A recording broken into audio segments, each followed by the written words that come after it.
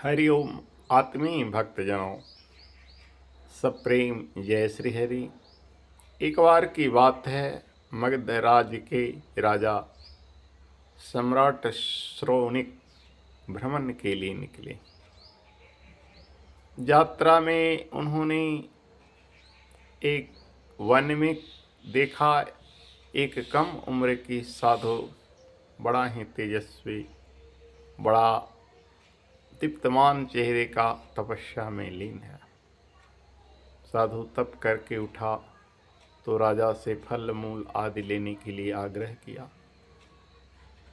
राजा ने कहा, भगवंत आप अपना परिचय दें। साधु ने कहा, मैं अनाथ हूँ, भगवान की तपस्या में संलग्न हूँ।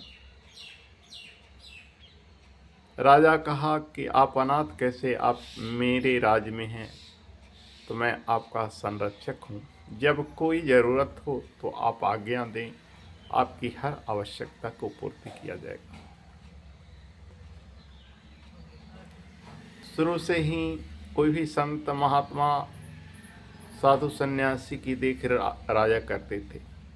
साधु सन्यासी भी अपने लिए जीवन थोड़ी जीते हैं, वो पूरे विश्व की कल्याण की भावना करते हैं, कल्याण की कामना करते हैं, विश्व कल्याण में संलग्न रहते हैं। तो ऐसे में विश्व का हर प्रजा का दायित्व होता है कि वो साधु की हर आवश्यकता को पूर्ति करे। समस्त प्रजा ही तो साधु का परिवार होता है। समस्त नागरिक साधु की देख रेख करते हैं। उसी को नाम रख दिया गया दान दक्षिणा, कुछ देना। तो देने का जो परंपरा चल गया, आज लोग संचय करना शुरू कर दिए। साधु संचय नहीं करते थे, जो उनको आवश्यकता से अधिक मिलता था उसे लुटा देते थे। खैर, इस प्रसंग पर अभी चर्चा नहीं करते हैं। चर्चा है आगे राजा ने क्या कहा। कहा, हमारे पास किसी चीज़ की कमी नहीं, जब जो मांगे मिल जाएगा। साधु बोलता है कि आप भी तो अनाथ ही हैं। राजा को बड़ा इस बात का आघात लगता है। बोला, सो कैसे, हमारे पास तो सारा वैभव, हाथी घोड़ा प्रजा। कहा, नहीं महाराज, किसी न किसी रूप में आप भी अनाथ हैं। मैं अपना बताता हूँ। मैं कौशाम्बी का धनराज सेठ का लड़का था। कुछ दिन के बाद मेरे में नेत्र रोग हो गया। सारे पैसा सेठ का यानी अपने पिता का इलाज में खर्च हुआ, लेकिन कोई भी राजवैद्य से लेकर कोई भी सामान्य वैद्य तक मुझे ठीक नहीं कर सका। पिता के मृत्यु के बाद घर परिवार वालों ने मुझे निकाल दिया। किसी ने मेरी सहायता नहीं की। मैं भटकता हुआ जंगल में आ गया, कंदमूल फल खाने लगा और भगवान की तपस्या में संलग्न हो गया। अंत में भगवान ही मेरे सहायक हुए। मेरे नेत्र रोग को भगवान ही ठीक कर दिए।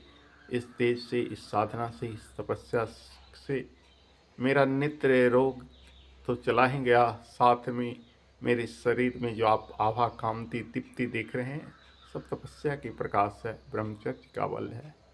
ये सब दैवी शक्ति है महाराज। तो दुनिया में हर कोई अनाथ है। नाथ तो एक सिर्फ दीनानाथ है, वही सबके संरक्षक हैं। मनुष्य सोचता है कि मेरा वह करता है, यह करता है, कोई किसी का नहीं है। सब तो प्रभु करते हैं। इसलिए महाराज, जैसा मैं हूँ वैसा आप भी। आपसे मुझे क्या लेना देना है।